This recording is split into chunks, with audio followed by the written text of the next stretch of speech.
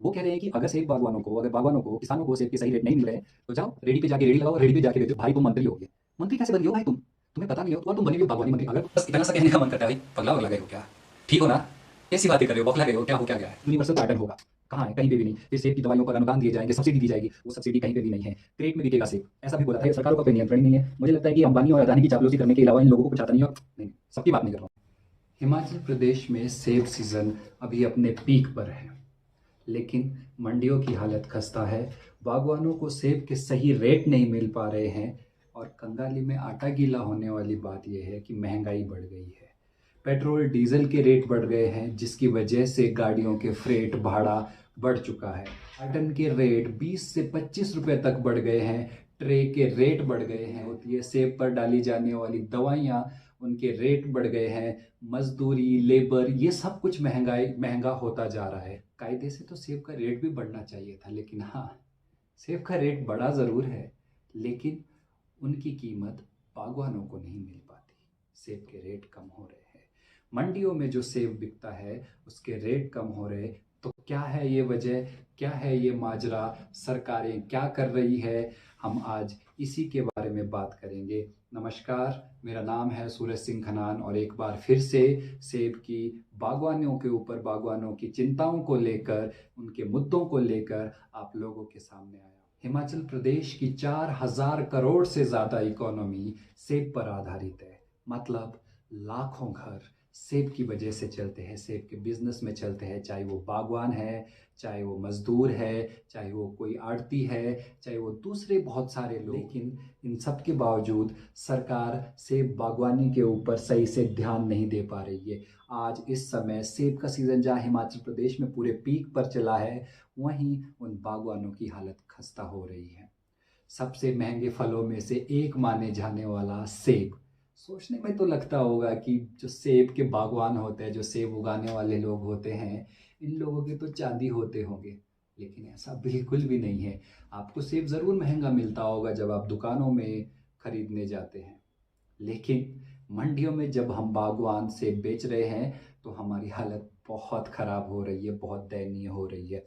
अभी एक video viral हुआ था कि एक चौपाल का कोई आदमी था, उसका बहुत अच्छा सेब था और वो मंडी में सिर्फ 900 रुपये बिक रहा है। पूरी साल भर की ये मेहनत है। शुरू होती है प्रोनिंग से, कटिंग से, उसके बाद फ्लावरिंग के बाद बहुत सब चीज़ों से बचते बचाते उसमें दवाइयाँ, दूसरी उनकी उनकी केयर एक छोटे बच्चे की तरह की जाती है, और फिर लास्ट में पूरी साल भर जो किसान है, बागवान है, वो मेहनत करता है और मंडी में पहुंचता है इस उम्मीद के साथ कि हाँ, अब हमारी मेहनत का कुछ फल मिलने वाला है। लेकिन नहीं, जब वो इस तरह की हालत में पहुंचता है कि उसकी इतनी मेहनत पर उसको कुछ भी नहीं मिलता। हिमाचल सरकार सेब बागवानों के लिए कोई स्थिर निर्णय लेने में सक्षम ही नहीं हो पा रही है। पहले यूनिवर्सल कार्टन की बात की, फिर उन्होंने दवाइयों पर सब्सिडी देने की बात की, फिर बोला कि क्रेट में सेब बिकेगा, और अभी हाल में ही तो एक चीज़ और हुई थी। एक कोई मंत्री है, पता नहीं, बहुत पढ़े लिखे अच्छे मंत्री हिमाचल सरकार के, या उनका कहना है कि अगर तुम्हें सही, वो कि बागवानों को कह रहे हैं कि भाई अगर तुम्हें सही रेट नहीं मिल पा रहा है तो जाओ रेडी में लगा के सेब बेचो। दरअसल वो कह रहे हैं कि जितने भी सेब बागवान हैं उन सबको अब रेडी लगाकर सेब बेचना चाहिए। ये वो मंत्री कहते, इतना सा कहने का मन करता है भाई, पगला वगला गए हो क्या? ठीक हो ना? कैसी बातें कर रहे हो, बौखला गए हो क्या? हो क्या गया है? हाँ, रेडी में बेचना कोई गलत बात नहीं है, पर मेरे प्रिय नासमझ बागवानी मंत्री जी, सब कुछ छोड़ के आप चाहते हो कि हम सारे लोग कहीं पर जाकर रेडी लगाए और सेब बेचे। तुम कहना क्या चाह रहे हो भाई? तुम ऐसा करो, अगर तुम्हें बागवानी की समझ नहीं है, अगर तुम्हें किसानी की समझ नहीं है, तुम छोड़ दो इस पद को, कुछ और काम कर लो जिसमें तुम बेहतर हो। किसी ना किसी चीज़ में आप ज़रूर बेहतर होंगे, मुझे पूरा यकीन है, लेकिन इस चीज़ में नहीं। और अभी सेब की खाली जो पेटियां हैं, कार्टन है, सेब की खाली पेटियों के रेट कम करने की बात की थी भाई, भरी हुई पेटियों के नहीं। आपने उल्टा कर दिया। और हमारे एक प्रिय मंत्री जी है, तेरे law of demand and supply की बात कर रहे हैं, तो कितना ही सेब हमारा देश प्रोड्यूस करता है। हिमाचल के कुछ डिस्ट्रिक्ट में, 2-4 डिस्ट्रिक्ट में सेब होता है, थोड़ा बहुत जम्मू कश्मीर में सेब होता है, लेकिन उसमें खपत होने के लिए कितना, पूरा का पूरा देश है, कोई छोटा मोटा देश नहीं है भारत। भारत की आबादी भी कोई छोटी मोटी नहीं है, इतना बड़ा देश है। तो खपत होने के लिए, और आप एक्सपोर्ट भी कर सकते हो, लेकिन आप एक सिस्टम तो बनाओ। आप कुछ बना ही नहीं रहे हो, आप कोई स्थिर निर्णय ही नहीं ले पा रहे हो।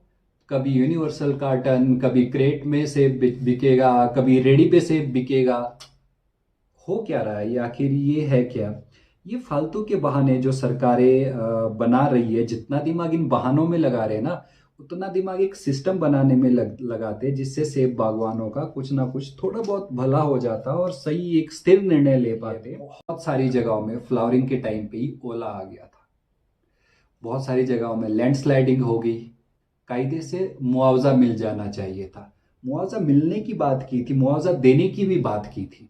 सेंटर से आया भी था कि मुआवजा मिलेगा, लेकिन कितने लोगों को अभी तक मुआवजा मिला है? मुझे नहीं लगता किसी को मिला। मुझे क्या, मिला ही नहीं है किसी को। नहीं, कहाँ गया? आया या आया ही नहीं। दवाइयों के ऊपर सब्सिडी की बात की, ठेंगा सब्सिडी, कई की सब्सिडी, किसी को कोई सब्सिडी नहीं मिल रही। कार्टन के रेट बढ़े, 20 से 25 रुपए, एक कार्टन का रेट 20 से 25 रुपए बढ़ रहा है। यार 2 रुपए बढ़ा दो, 3 रुपए बढ़ा दो, मान लेते हैं। 20 से 25 रुपए एकदम से बढ़ाए जा रहे हो। सरकारों का कोई नियंत्रण ही नहीं है। मुझे लगता है कि अंबानी और अदानी की चापलूसी करने के अलावा इन लोगों को कुछ आता नहीं है। और नहीं, सबकी बात नहीं कर रहा हूं मैं, सिर्फ कुछ लोग ये करते हैं, बाकियों को तो ये भी नहीं आता। मुझे समझ नहीं आता वो लोग क्यों सरकार में बैठे हुए हैं।